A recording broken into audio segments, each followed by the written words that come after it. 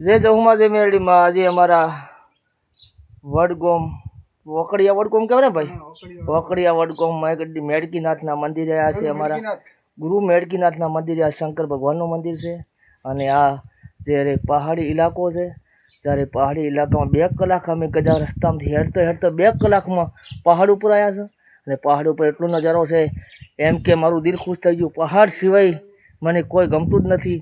અને અમારા દાદાને તો ઓળખતા હોય, દાદા હનુમાનદેવ એ પવન શક્તિ ધરાવે છે.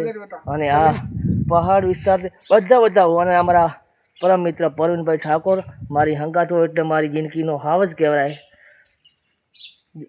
અને આ આજે 1008 મેડકીનાથ મહાદેવ બોરહટડા બડા ગાંવ ભંડાર એ રાજસ્થાનની ભાષા હિન્દી ભાષા લખેલું છે.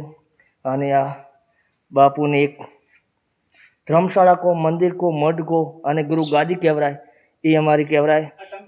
હા, અને જે પૂજારી આવે, ભક્તો આવે એ આ મહારાજનું મંદિરે અમારી ગુજરાતી ભાષા ટંકોરી કહેવાય, ટંકોરી વગાડે. અને અમારી કે શિખર છે, શિખરના અંદર આ કુદરતી છે એની શીતળ એવી બનાવેલી છે. અને આથી રસ્તો જાય, આ રસ્તો જે અંદરથી અમે દર્શન કરી આવ્યા હતા.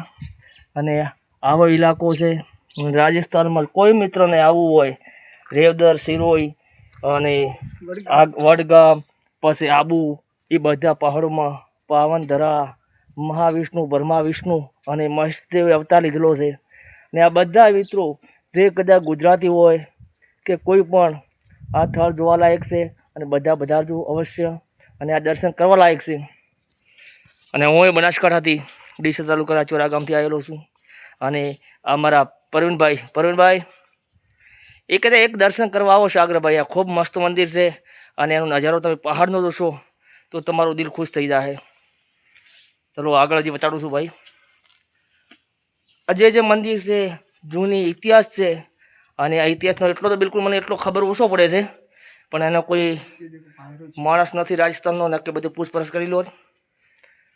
પણ તોય કોઈ મને મળશે તો આખી પૂછપરછ કર્યું કે આ શું હતું, શું પ્રશ્ન હતો, કેટલો વર્ષોની વાત છે, એ બધું ઇતિહાસને મને પૂરી માહિતી નથી. અને એક બીજું મંદિર બતાવું, ચાલુ રાખો મિત્રો. અને અમારા ચાહક મિત્રો હોય બધા પધારજો. પરણભાઈ આ શું ગાદી છે? આ મહારાજના ઘોડા કહેવાય, ઘોડા છે. મંદિર બંધ છે એટલા માટે આપણે ખોલી કર નહીં, કે ખોલવાની પરવાનગી હોય ખોલવરાય. પછી આખો વિસ્તાર જો પહાડી ઇલાકો છે, એવો ઝાડ અને અહીં બધો નજારો એટલો મસ્ત છે. ચોમાસામાં તો આવો ને તો તમારું દિલ ખુશ થઈ જાય મિત્રો, એવી મજા આવે એવું છે. પરવીનભાઈ આપણે ધર્મશાળા હોમે છે ને એ પછી ધર્મશાળા વસ્તી માટે બેઠક રૂમ છે, બેઠક જગ્યા છે. અને આવા પહાડી ઇલાકા છે. ને અમારા બનાસકાંઠામાં હું ફરું છું, પણ આવો ઇલાકો પહેલી વાર જોયો છે. એવા ઘણા મંદિરો છે રાજસ્થાનમાં, મોટા મંદિરો છે, પણ જોવાલાયક છે. જય માતાજી, જય જહુમાં, જય મેરડીમાં. હું છું સાગર રબારી અને આવા વિડીયા દરરોજ માટે એક મોકલીશ. જય જહુમાં.